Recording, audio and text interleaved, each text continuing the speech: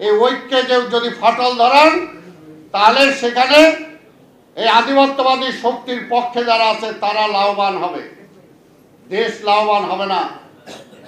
দেশ লাভবান হবে না, দেশ ক্ষতিগ্রস্ত হবে। তাই আল্লাহর রাস্তে বলবো, বিএনপিকে খাটো করতে চায় দেশকে খাটো করেন না।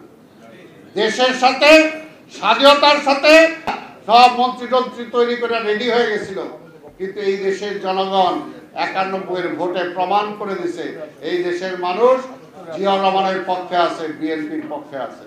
ঠিক তেমনি ভাবে এইবার যত ষড়যন্ত্রই করেন, আবার যখন ভোট আসবে যখনই হোক সেই ভোটে দেখবেন, কারণ এই দেশের মানুষ আর ফেলার কাজে মনে করেন না যে বিএনপি দুর্বল এই কারণে ঐক্যের কথা বলে না।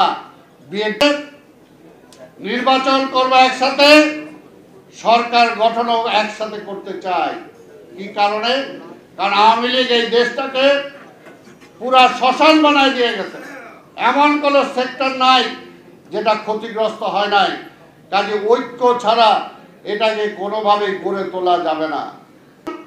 স্বাধীনতার ঘোষণা দিয়েছেন জিয়া রহমান, আবার স্বাধীনতাকে রক্ষা করার জন্যই, গণতন্ত্রকে রক্ষা করার জন্য এই দেশের মানুষ জিয়া রহমানকে এনে ক্ষমতায় বসাইছে এবং জিয়া রহমান এই বিএনপি গঠন করছে।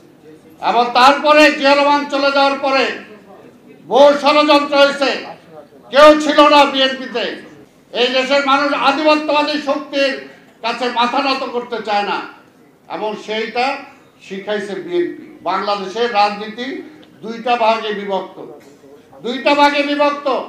একটা হলো আধিপত্যবাদী শক্তির পক্ষে আওয়ামী লীগ সহ যারা, আরেকটা হলো জাতীয়তাবাদী শক্তি বিএনপি। রাজনৈতিক বিভক্তি করার চেষ্টা করতেছেন, সবার অতীত আমরা জানি।